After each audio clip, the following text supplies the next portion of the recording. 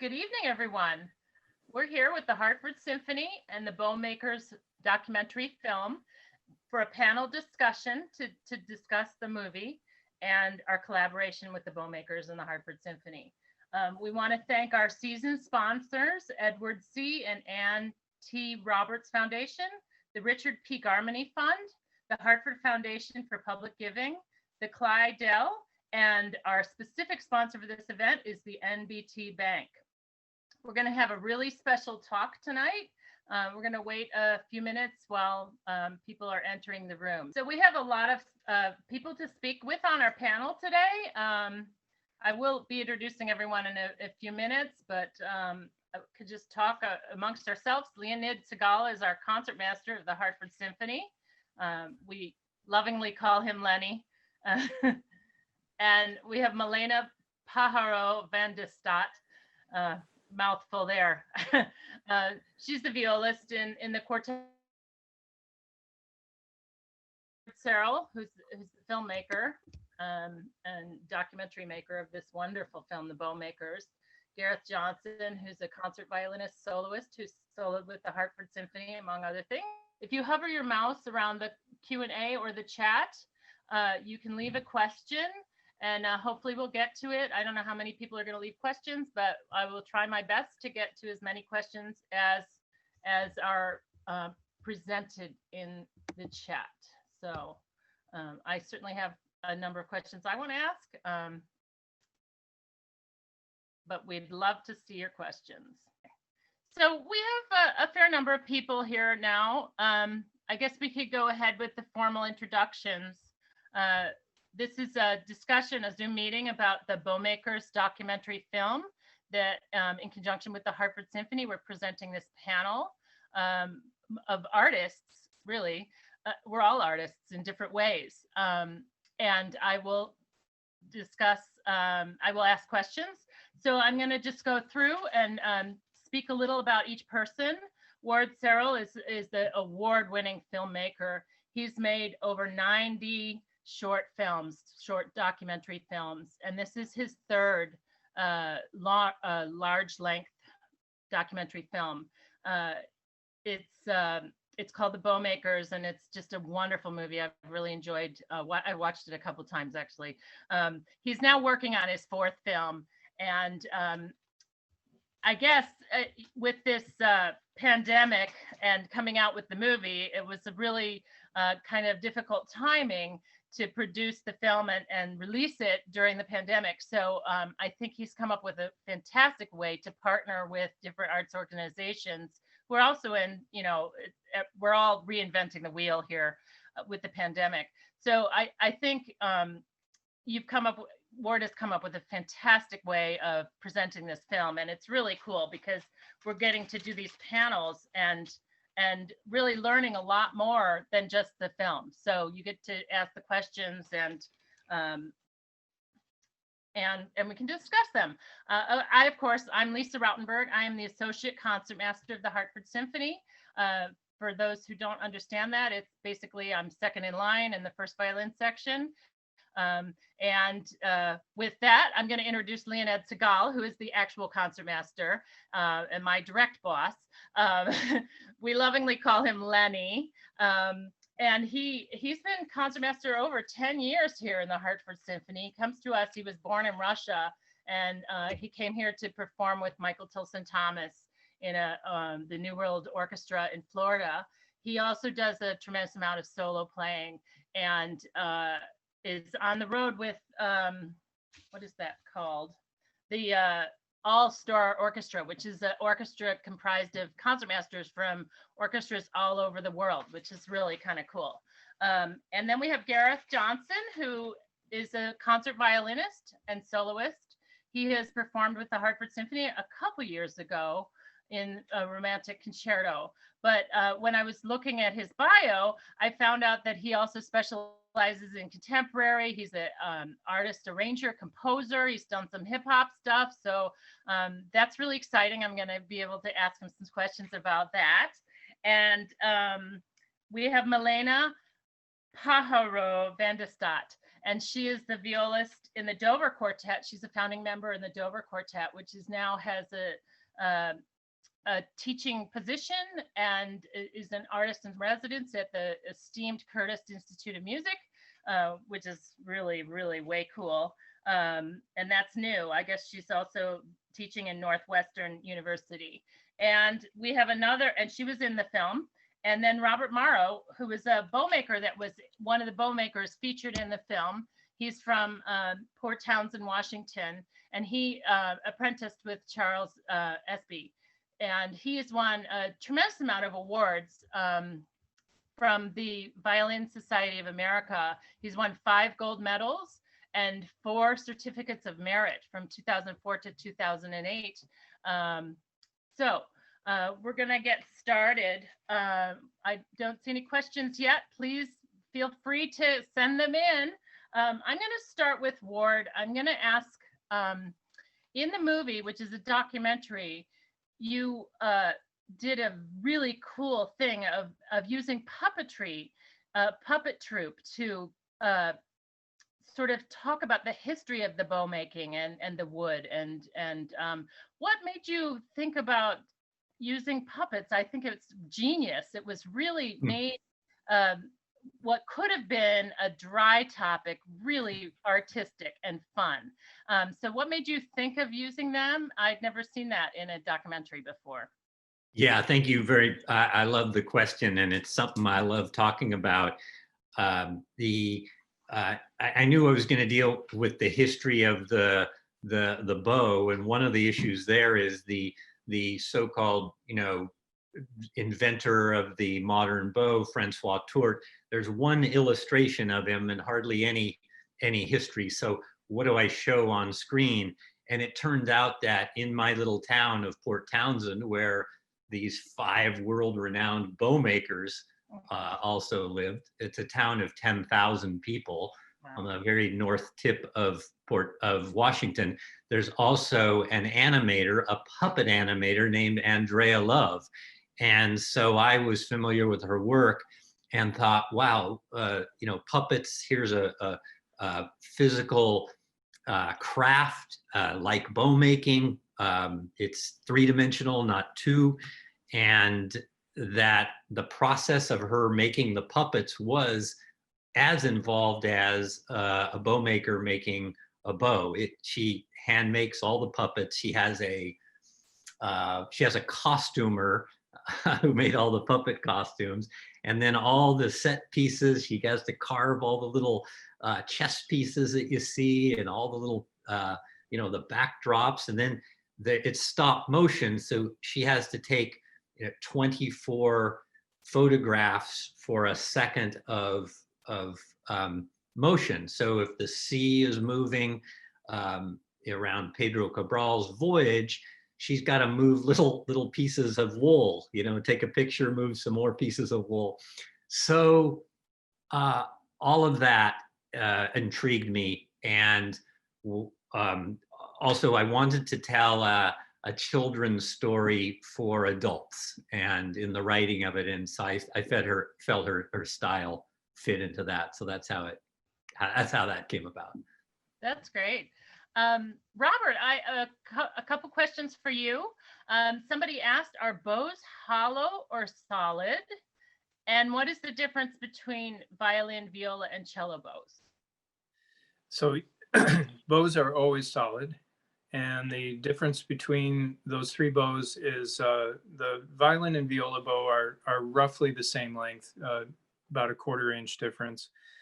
And but the difference between the violin and the viola bow is the height of the frog and the height of the head, because they make a lever arm. And then also on average, the viola bows weigh about 10 grams more. So they're a bit more substantial because the instrument is more substantial. And then the cello bow is significantly shorter. The frog and the head are even higher. And they are yet another 10 grams more than the viola bow, and quite a bit more camber. So yeah, they're all quite different. So a lot of people don't know how heavy or light bows are. So you say it's different by 10 10. But so what are the weights for the violin, viola, and cello? Approximately. There can be more variation than this, but sort of the standard is 60 to 62 for violin bows, we'll say 68 to 72 for viola bows, and cello bows is kind of 80 to 82, but they can range a few grams on either side of that as well. Okay. And I have a question from Milena. What made you choose to commission a bow from Charles SB? Well, first I had heard about him from many musicians who I both looked up to, played with. One of the violinists in my quartet, Brian, had actually commissioned a bow himself that he was already playing on and loved. And I remember every time I ever tried one of Charles SB's bows, there was something very unique about it and the way that it brought the sound out of any particular instrument, and something very fun about playing on it. And then just the sense of your instrument, I'm holding the bow here right now, your instrument being a kind of a part of you, a part of your voice. The idea of commissioning an instrument like that, a piece of art and an instrument like a bow from scratch, and having it basically be your, like in very many ways, it feels like this bow is kind of like my own child or something, because I was the first person who ever got to play on this bow, and he had me in mind while he made it. So it was really, really exciting and something I had been wanting to do for a long time. So yeah, that would be why. Did you give him ideas about how you wanted the bow to play, and did he meet the order, as it were? So what was very interesting is that I had been thinking about commissioning a bow from him for maybe a couple years before I actually did it. And he'd been to some of our quartet concerts and seen us play. And that was something when I remember going to his shop with Brian, when Brian wanted to try the bow that he had commissioned. It was so interesting because when the first bow that he made for Brian, immediately when Brian started playing on his violin with the bow, Charles said, no, I know this isn't right. I'm gonna make another one. And he made another bow. And Brian was like, I was nervous to say something because this is like this beautiful piece of art. It didn't really feel right. And just by observing Brian's playing with that bow, he knew immediately that it wasn't the right fit. So he made a new bow for Brian, and that one, I mean, that Brian plays on that bow all the time. And so having him hear us play in concert, see me play, I already really trusted what his instincts were going to be with my bow. I hadn't played on very many different bows up until that point, and I was extremely used to the bow that I had played on for years. And he did tell me that it was going to be very different. It was going to feel very different. But I knew that, well, there's something about playing even on a different instrument that kind of helps you learn about your own style of playing and your own tendencies and things that you can find in yourself depending on which instrument you're playing on. So I was very excited to get a very different bow. But yeah, at first, I mean, I think I say this in the film, at first I was nervous because it just felt so different. I loved the sound that it got, but I felt like physically it was really, really responding differently than what I was used to. And now I've been playing on it since then, for years, and it's my go-to bow. It's just so satisfying to play on. I love the sound that it draws out of. I played on multiple different violas with this bow, and I always feel like it gets a very, like I said in the film, a very luminous, deep, rich sound with lots of overtones. So I'm really so happy with it. I think he knew more about me than I did at the point when he made that bow. Oh, that's really cool. I think I'm going to go to Robert and ask him a question because I'm speaking with you and you're a violist. And I'm going to ask Robert, I think making bows for viola is quite different because so many different sizes of violas are out there. There's small violas, big violas, asymmetrical violas, all sorts of different kinds of things. And Robert, do you find that violists have a wide range of what they're looking for in bows? Yeah, it does tend to be a bit more challenging to match a viola bow with the violist and the viola for sure. Yeah, okay. Now, Lenny, you've commissioned a bow before also. What were you looking for when you commissioned your bow? And who did you go to? Well, my most recent commission was from the bowmaker named José da Cunha, or Joe da Cunha, that my colleagues probably are familiar with that name. He used to work in New York. Now he moved south to Miami, but just as busy. We all found him down there. So a wonderful bow. What I was looking for at the time, a friend of mine, a concert violinist, we've worked together. We talked about it on many occasions, and he has a bow by Picot, and it was incidentally given to him as a gift. And the bow used to be played by Henrik Schering. And so I looked at the bow, I tried it, and I fell in love with it. And incidentally, a friend of mine uses his bows, for rehair, and also works with Joe. And Joe knows that bow very well. So when I came to him and said, "Look, Joe, I really need a bow. I would like to commission one. What do you have in mind?" He said, "Do you know that bow, and the one that we talked about?" And I said, "Yes, I know it very well, and I love it." He said, "Well, I think that's the bow that will work really well for you." And from that moment on, it's basically it was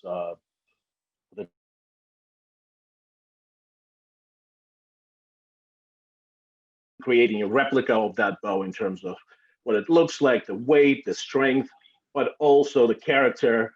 And I've known Joe for years and years, and he of course knows my playing. He knows what I'm looking for in the bow, and he got it. And when I finally got the bow, I waited for it for a couple of years, maybe more, and then finally I got it, and I am very, very happy with it. This is one of my go-to bows, one of two go-to bows that I'm using in my concert life these days. So that is one, that is most recent one. I also have a couple of commissioned bows from my life in the old world, back in Russia. So I think I have three bows that were commissioned among my collection. Wow, that's fantastic. Yeah. So how many bows about do you have? How many average? I think I have, in my case, I have four, and I know that I have three more somewhere. That's what I said about. That's right. And I'm talking about the bows that are suited for serious concert work, for orchestral work, chamber music, the ones that I can pick up and start playing, the ones that I, that are broken in and I know them very well and kind of can use them on a moment's notice. There are a lot of cheaper and sort of simpler works that are sitting around the house somewhere. But about 4 or 5 bows. Those are the ones that I kind of switch from and to. Okay, yeah. And I have a question for Gareth. We've talked to a concertmaster, we've talked to a chamber musician. Now I'm asking you as a soloist. Well, Lenny does solo too, but as a solo concerto soloist, what do you look for when you're looking for a bow to outplay an orchestra? This is a big task. It really is, and especially the versatility that you need in a bow whenever it comes to playing over an orchestra. It's one of the most important things I can really think of. I remember back when I was playing the Barber Concerto with Chicago Symphony Orchestra. I remember I actually had to use 2 bows so I set a bow next to me, which I thought maybe that was a bit unusual, but the difference in the second movement and the third movement for me, and just the style and how I needed to play, I needed something completely different, and it wasn't working. So the two different bows that I used to pull it off, it worked beautifully, and everybody realized, like, oh yeah, that was good, that worked. But I would have had some trouble just trying to handle the whole concerto with any one of the bows that I had at the time. I've gotten myself into some mess when it comes to bows throughout life, to be honest with you all, because you know, you really should get your final instrument before you decide on your bows, because in my opinion, your bow is the final voice, and it's what is going to determine what voice is coming out of that instrument. I had some fine bows, like made by W.E. Hill and Sons and Andre Barbet, a French maker. But these bows didn't match my Jean-Baptiste Villon, as well as actually a cheaper bow, which Joe DaCunha introduced to me as well. So Joe he's like the wizard of bows for me. He said, oh, this will fit you better. Try this. Now I'm up to about 5 bows as well, but I switch off quite a bit. And then, as you mentioned earlier, doing a little bit of hip hop music as well. That's a completely different bow for the chopping and different strokes and sounds that I'm going for in that different genre of music as well. Can you talk a little bit about that? You know, about the hip hop strokes and how you use the bow. Do you actually use a different bow? Is it dangerous for a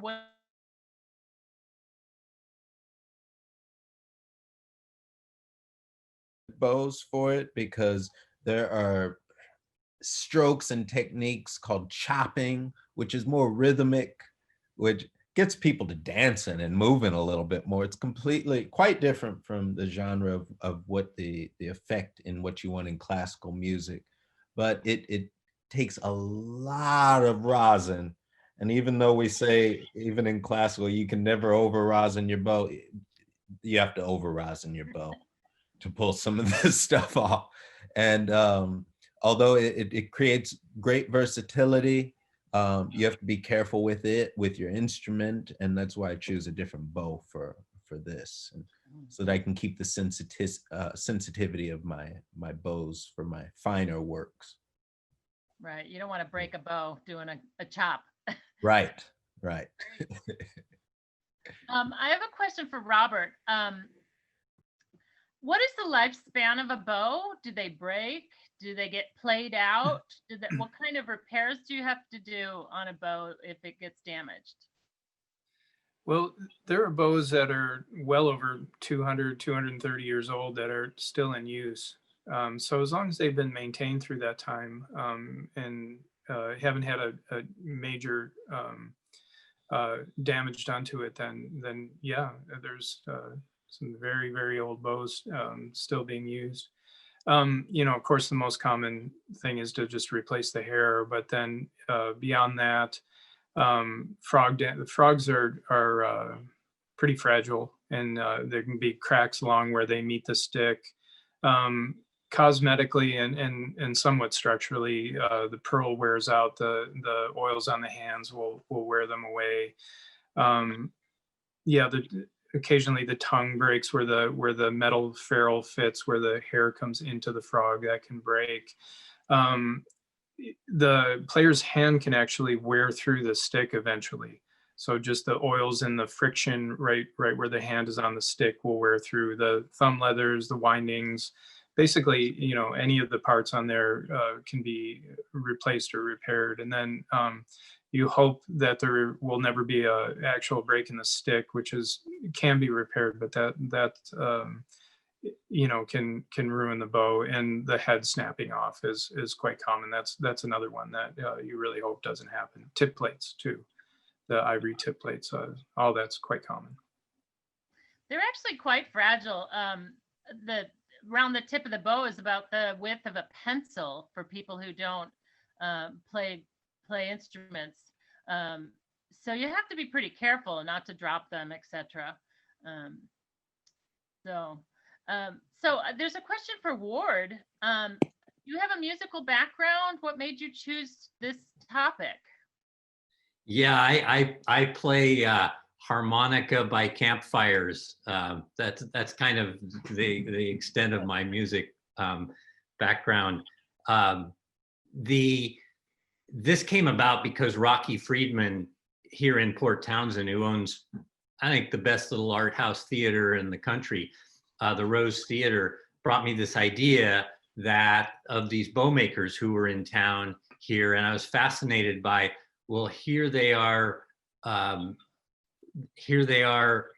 these world-renowned, or bowmakers that are known on a first name basis by elite musicians around the world, and I didn't know about them, and hardly anybody in town did. So that intrigued me.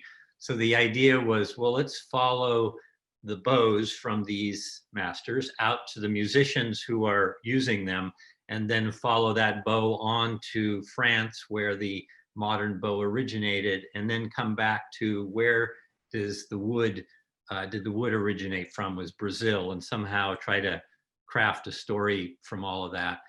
I definitely wanted to make a music film. Music's probably my most favorite art form. I was a radio DJ in Alaska for 10 years. I've always got music on. So I wanted to make a music film, and there's 62 music cues or cuts in this film.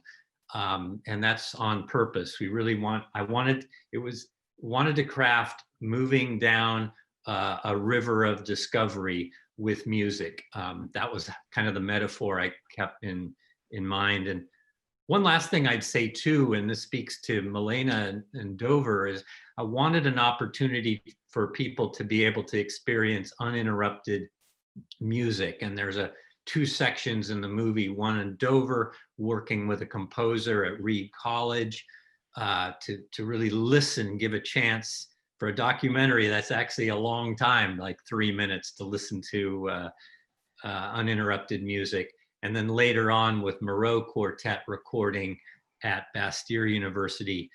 So people could hear the beauty of this music, because to me, that's what it's all about. Yeah, that's really cool. There's a question from the panel, for anyone who can jump in on this. 18th century string instruments are still being played. Are antique bows still being used? Does anyone have a really old bow that they're playing? No, nobody's answering. Well, I probably have a couple in my back pocket. I was going to say, you're probably the best person on the panel to talk about that. I guess I have a couple classical bows from like 1820, which is unusual because they did get broken. Not mine, but not a lot exist. So I thought maybe one of you would have more older bow. I have copies of Baroque bows too, but it's really unusual to have a bow from like 1700. Most of those are in museums. If I could comment on that, Paul Seyfried, who was in the film, it was really a gift to have him here, because he was not only a great maker, but one of the best restoration experts in the world. And so in living in this town of about 10,000 people at the time, that's where he'd walk in and he'd say, here, check this out, toward Viola bow, and just hand it off to you. Oh, wow. Thanks for showing me, Paul. How much is this bow worth? 300,000, and today that bow is worth more. I don't know what it'd be worth, but it was really, very fortuitous to have him here, and I would have had to go to New York or Paris or some such place to have access to him. Yeah, I mean, the movie touches on that there's the Port Townsend five famous bowmakers all in one small town, which is really cool. It brings up upon the idea of like having a gas station on every corner of an intersection. You have a choice. But in your case, so really cool instruments were coming in, and you could all sort of benefit from looking at them. And we all love to play different instruments and bows too, as instrumentalists. So it's really cool that you were able, you know, that's really neat. Yeah, oh, go ahead. Oh, just want to say it's a really important part of the education to see the old work. It's crucial. Yeah, and then you can put together what it looks like and then what it sounds like when somebody's playing it, and piece all that information together, which is really actually, that brings apart a question. When somebody comes in to commission a bow from you, how do you translate what they're asking about into technique of the bow making? I mean, obviously you have a set sort of style, but how do you change it for each individual player? And like, if they want something that's really like a bright sound or a mellow sound, how do you change your technique in that particular bow? Or is it the wood you're picking out? The most important thing is the stick. So that's where you start. And I spoke a little bit about that in the film, and the way that, I feel the bow and feel its sort of inherent qualities. And then it's the commissioning process, it's very personal, and it's a subtle thing, and it's really all about relationship. And the more that I know the person and know how, I want to know how they feel about their instrument, and just talk and just relate and get to know each other. And then just over time, you gain a sense for the person and how to get them what they want. It's really difficult to put into words. Mm-hmm. Yeah. So there's two different ways someone can buy a bow. One is to commission it from a maker such as yourself, or you can go like to a violin shop and buy either a used one or one that a maker has sent to that particular violin shop. So in that case, you get a chance to try out even 100 bows in one sitting, which is kind of cool. But I was wondering, how many bows have you made in your professional career that you've set out? Do you have an idea? It's been more than 400. Yeah, that's really cool. And do they ever come back to you? Do you ever know like who bought them, for instance? Yeah, absolutely. It's getting harder to remember each, but yeah, frequently I remember the person, I remember the bow. Yeah, I noticed Carol Olewski wrote in, and yeah, I remember Carol and I remember her bow. Yeah. Oh, cool. Very cool. Because I also wanted to say there's two other members of the orchestra who also bought your bows. They're both retired now, but it was a violinist and a violist. So at one point, there were at least 3 of your bows in our symphony, which I think is really cool. Cool. So, but I think 2 of those, I think maybe you had sent out, so you may not have met those people. So, but it's really neat. I thought it was a little aside that was very cool. I want to ask you about your workshop that you made look like a rail car. Does it actually have rail car wheels? Because somebody asked the question, would you put it on train tracks and go across the country that way? No, that would be fun, but no, it's just on a double axle trailer, and you can tow it behind a truck that has enough power. So, yeah. And do you move it around, or is it really just settled in one place? No, it's kind of a production to move it, so it's not. People wonder like, oh, would you move often and go around the country? And yeah, it's a little more than I can manage. It's just for occasional moves. Mm-hmm. Yeah. Okay. And what is about that? People are asking a lot about price. I don't want to really ask you what your price is, but what would like an average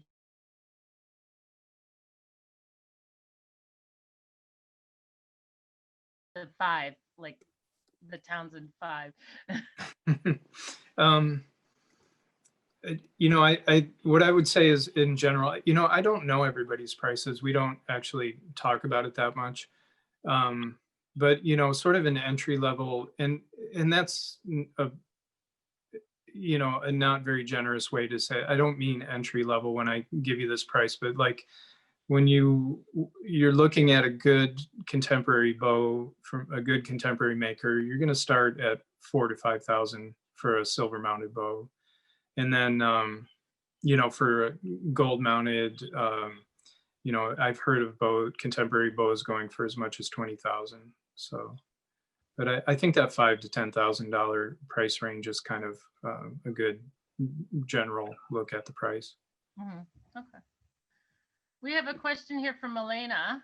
As a musician, have you ever outgrown a bow, meaning that intimate relationship no longer works for you, and why?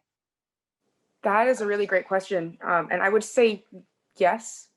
As you, especially going from, you know, being a quite early student, young student, and then progressing to being a professional musician, your technique is constantly changing. You're getting to know your own playing more. You're getting to know your physicality more.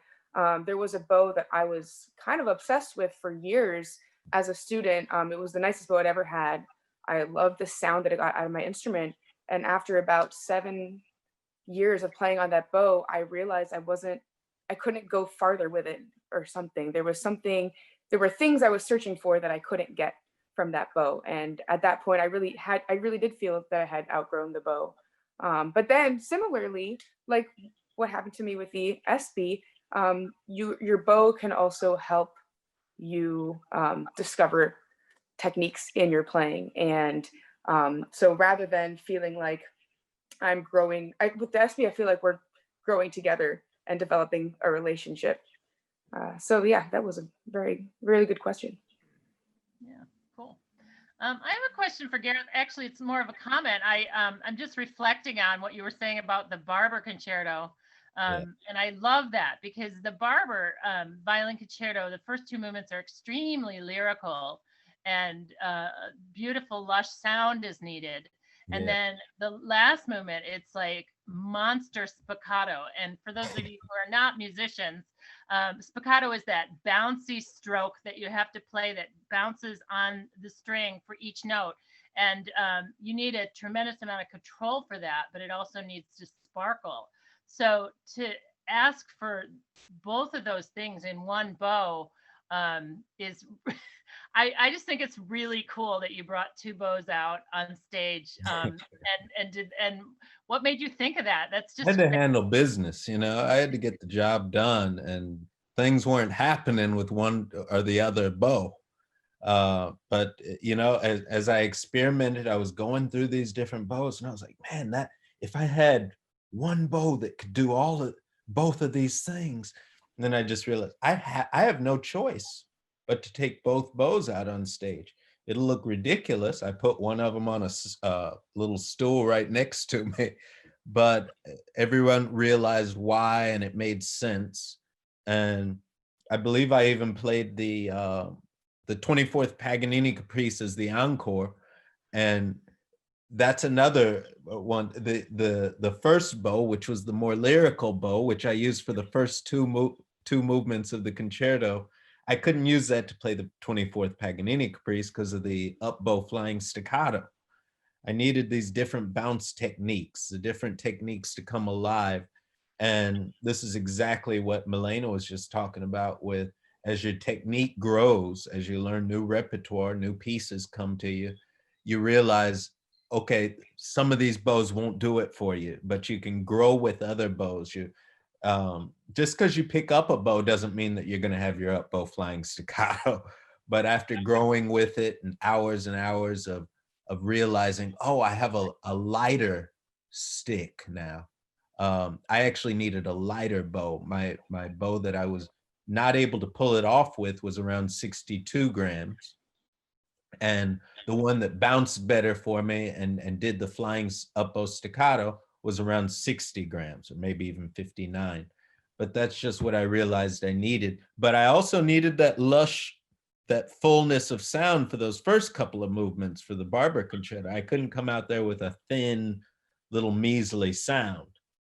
So I had to do whatever got the job done. So it took a couple of bows for me, that one. It still would to this day. I just want to say it makes me feel very good that you told that story, because once in my life I have also brought two bows on stage, and I was really self-conscious of it, but it was for the exact same reason. I was playing the Brahms sextet, the B flat sextet, and the first viola part has this really deep, juicy, dark solo in the variation movement that just one bow was getting exactly the sound I wanted out of the instrument. But then the last movement has this really nimble spiccato, like a cellorando section, and I felt really uncomfortable on that bow trying to be that nimble. So I was a little self-conscious about it, but I did it. And now that you're saying you did it too, I feel more justified. Yeah, you wonder, are people going to question this? Is this against the rules? You get the job done, it's all good. True confessions of concert artists. I love it. Gareth, could you just explain a little bit about what flying staccato is, flying up a staccato? Maybe just show people like slowly what it would be, because I'm not. Yes, it's when you're actually bouncing the bow in the same direction, but going in one direction. So up the bow. An up bow is, of course, when the bow is going up towards the sky. Let's say if you're on your E string. Well, I hope I'm speaking to musicians here, but the bow is going up towards the sky. And so the bow is bouncing in one direction. And how many bounces? How many? 10? It could be, yeah, it could be 10, it could be 6, it could be 8.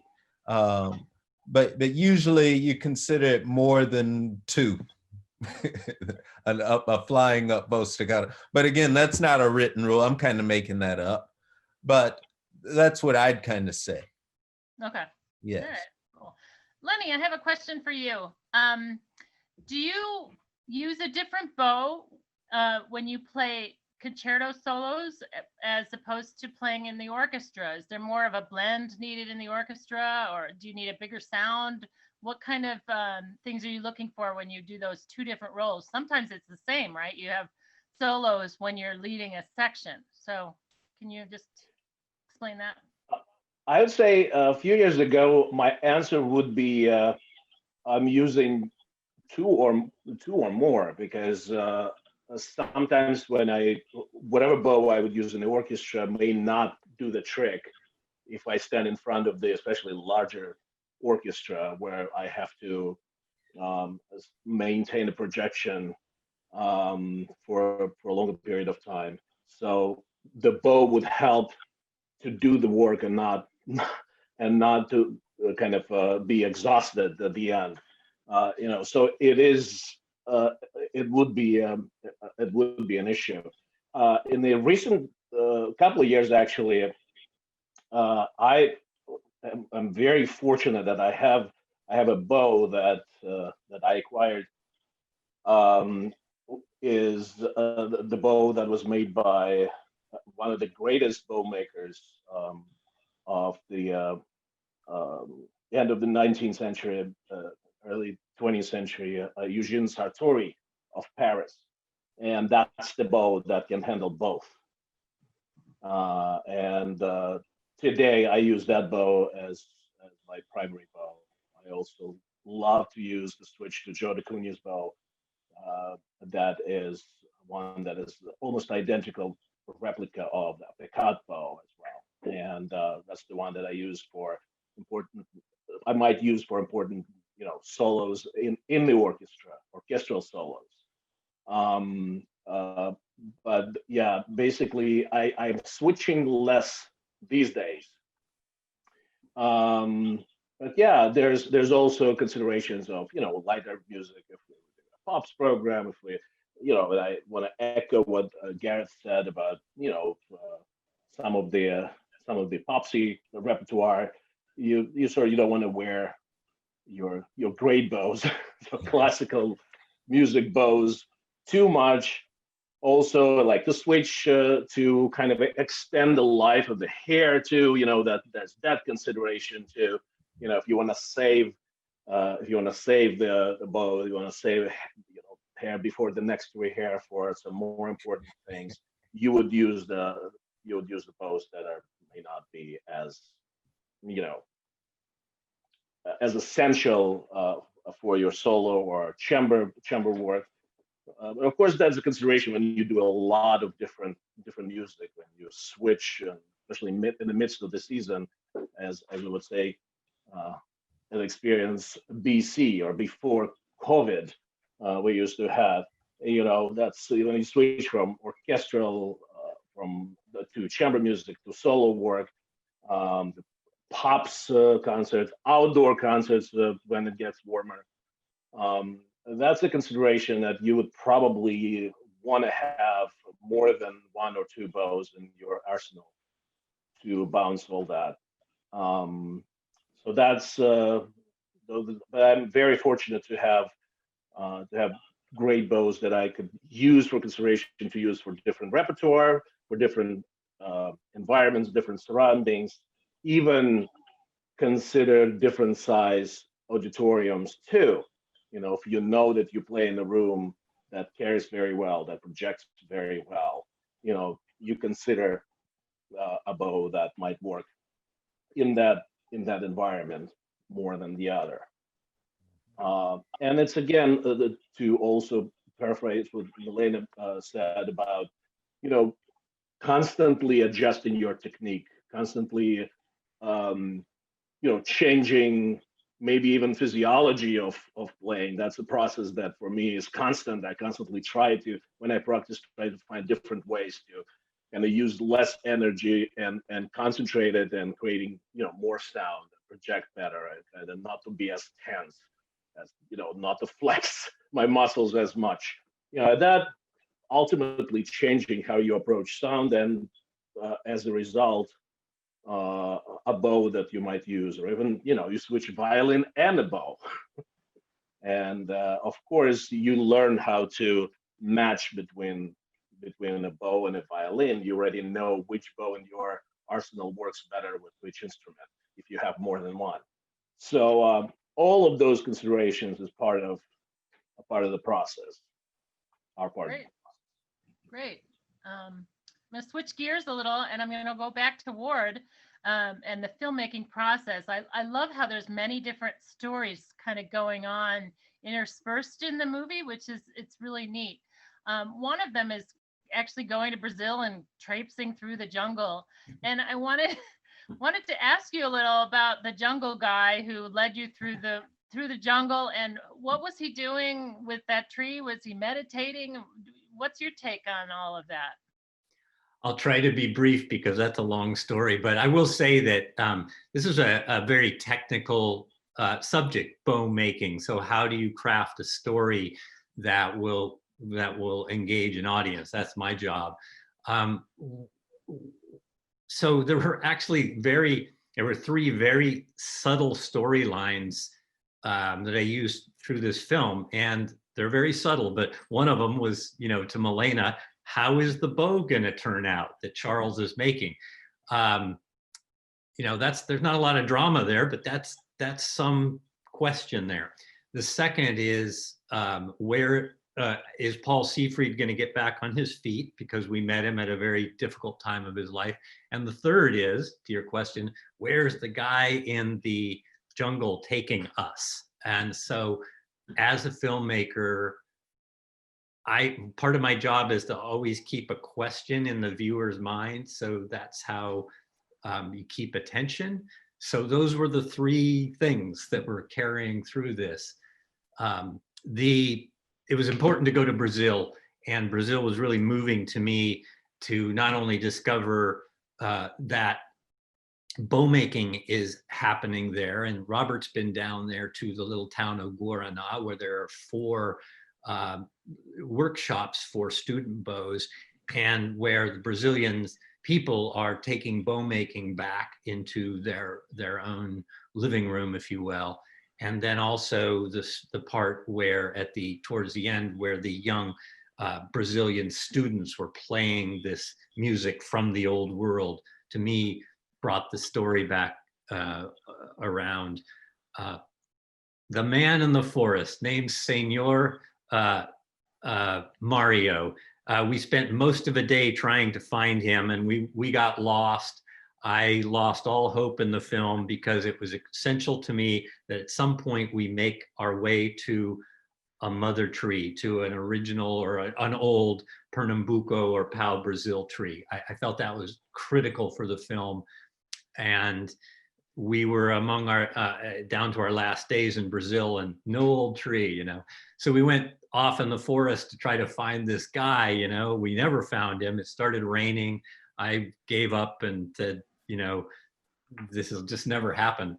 So Rocky Friedman, the producer, says to me, as I'm in the front seat sulking, he says, we just need a 75-year-old unshirted cacao farmer with a machete, you know, to take us in the forest, you know. And anyway, so we're abandoning ship. We're going back to our van to leave. And here by the side of the road is what Rocky described. And this was a man named Senor Mario. And things like this happened in the film. And so he just took us, he just headed into the woods. He's 75 years old. And I just said to the crew, you know, I'm pushing record and, you know, let's go. 42 minutes later, we got to the tree. And then there was this moment where just on a whim, I said, would you spend a moment communing? Just your eyes closed with the tree. I've done that before on another film project, and usually people will close their eyes and be with a tree for 30 seconds, maybe a minute, couple minutes. Senor Mario just locked in, and you know, 35 minutes later, there we were. And if it weren't for the mosquitoes boring into us, he'd probably be there still. We had to get him to move, and he didn't move a muscle the whole time. As to what he experienced, I have no idea. He just laughed about it. He laughed at us. You know, I just knew when that happened that that was the end of the film, that moment needed to be there. So, yeah, it's very special. It was really cool. We have a question here in the panel. Are we running out of Pernambuco wood? Was it oversourced? Is it becoming extinct, as it were? that's a Robert, yeah. Yeah, Robert, you want to talk on that? Yeah, you know, it never was plentiful. And when I started with Charles, that was when there was concern that it was going to be listed by CITES, Convention for International Trade in Endangered Species. And it was really a crux moment in the trade. But you know, Charles told me that even when he started, it was very difficult to find good wood, and it was never easy or plentiful. The really great thing that came out of that was the attention that came to the tree. And then Floriano, who has the farm down there, that he planted a bunch of them. Floriano was really important, and the other bow making companies as well. Got a bunch of seedlings, got seeds, and started their own nurseries. And it's still, you know, it's the forests are in terrible shape. They've been logged for meat production and paper production. And I met a bowmaker down there who'd been going since the early 70s, and we were driving through the countryside, which was just pasture with 2 acres of forest here and there. And he said it was solid virgin forest when he first came there. So, you know, I don't want to say that everything's great, but things are a lot better since they started those farms. And the young man who was working at a Pau Brazil nursery that was in there, these kind of efforts have really given us a lot of hope in that there's at least 5 different varieties of Pernambuco, and we have the genetic resource secured for all of that, you know. So it's not in good shape. We want it to be in better shape, but it's actually a lot better than it was 20 years ago when I came into this. Wow, that's great. Yeah, well, good. We're just about done with our discussion today. If there's any last minute questions people have, I'm just going to talk a few moments about, I just found out about a surprise announcement that we have, that the movie, since it's been selling so well and we've gotten great donations, this has been a very successful project.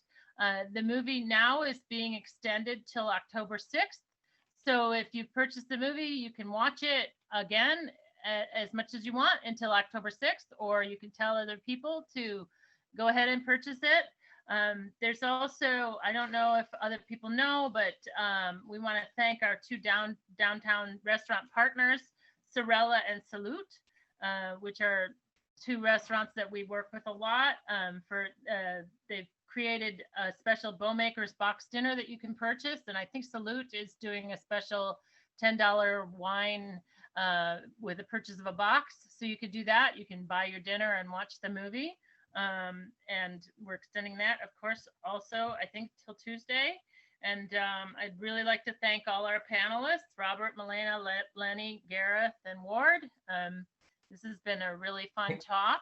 Hey, Lisa, Yeah.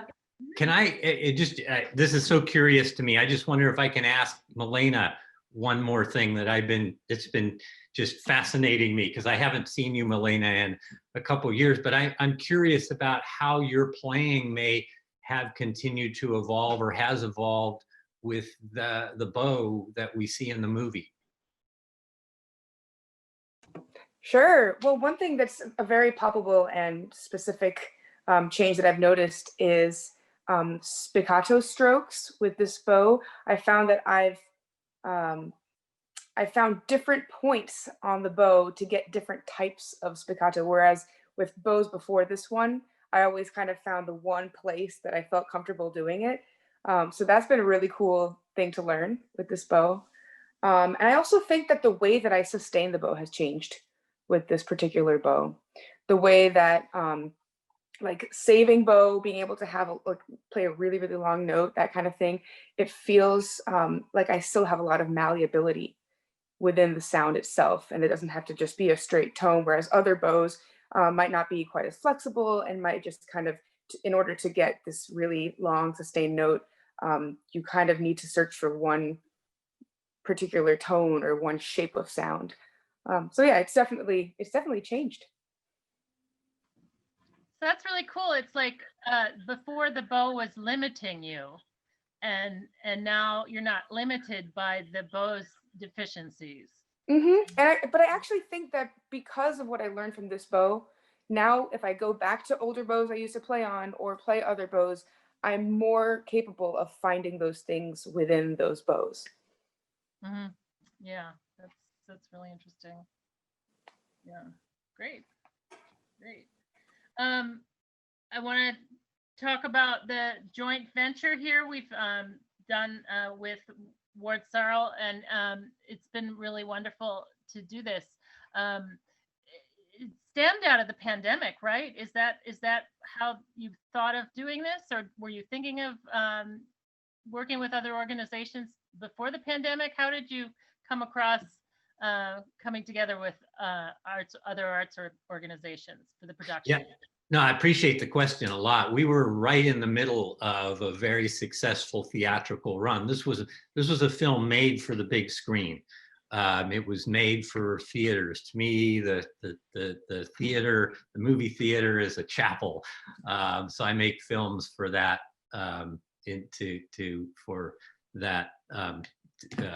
to go in there. So what that was cut short by COVID. So here we have this film that is unique. I mean, who else is going to make a film about the bow? So then the idea came out as well.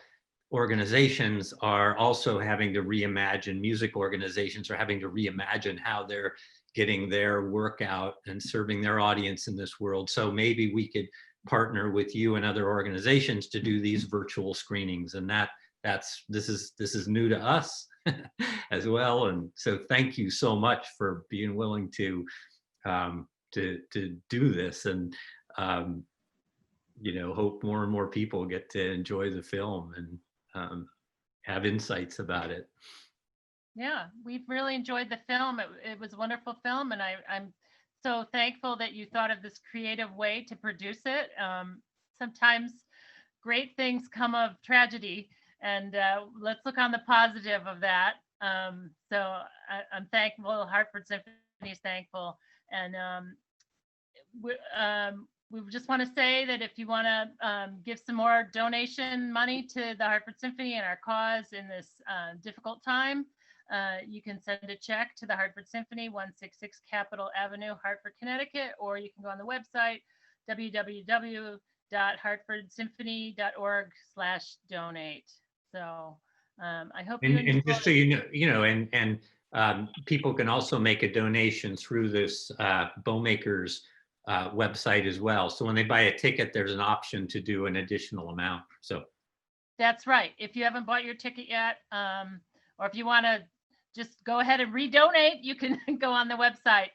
So there's a spot there when you sign out. So I think that's it for tonight. Thank you so much for coming, everybody.